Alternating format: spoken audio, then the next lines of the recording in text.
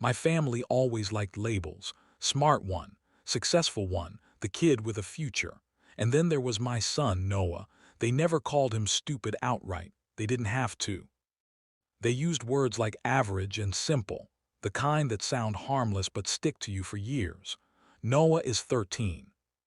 He builds things from scraps, fixes broken electronics without instructions, and remembers details adults forget. My parents never counted that as intelligence because it didn't come with certificates. My brother's son, Ethan, did.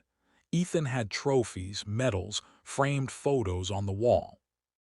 Noah had curiosity and questions, which my family treated like inconveniences.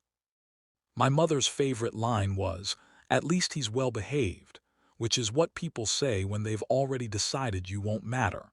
The breaking point came at my parents' retirement party. Big venue. Microphones, a slideshow about legacy. Noah wore a new button-down shirt and kept adjusting the sleeves. He asked if he could record the night for memories. That should have warned me. The slideshow played. Baby photos turned into achievements, Ethan's science fairs, math competitions, awards. Then one blurry photo of Noah from years ago, holding a cardboard robot he'd built himself. Someone laughed softly. I felt Noah's shoulders tighten beside me. My dad took the microphone and talked about rewarding excellence and investing in the future. Then he announced that Ethan would inherit the business assets and investment accounts.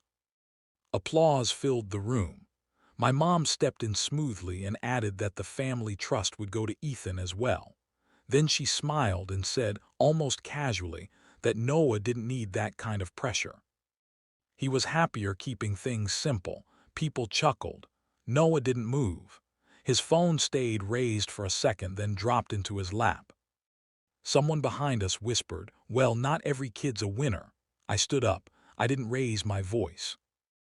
I smiled and said, "That's interesting because Noah is already a beneficiary." The room went quiet in pieces. My dad frowned and asked what I was talking about. I told him about the contingency trust my grandmother had set up before she died. My mother laughed too quickly and said I must be confused. I was. I explained that the trust was designed to activate if a child was publicly excluded. Announcements counted.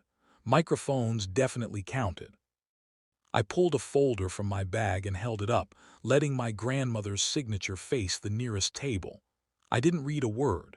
My dad's face drained of color. Someone asked what that meant. I said it meant the assets would be liquidated, the trust split evenly, and the trustees would lose control. My dad said I was embarrassing them. I agreed and told him they had done it first. We left before the shouting started. In the car, Noah stared out the window and asked quietly if he was in trouble. I pulled over and told him no. I told him he had never been the problem. 2 weeks later, legal notices were delivered. 3 months later, the business sold. My parents downsized into a small condo with no room for speeches. My brother stopped calling. Noah joined a robotics club at school. He still struggles in some classes.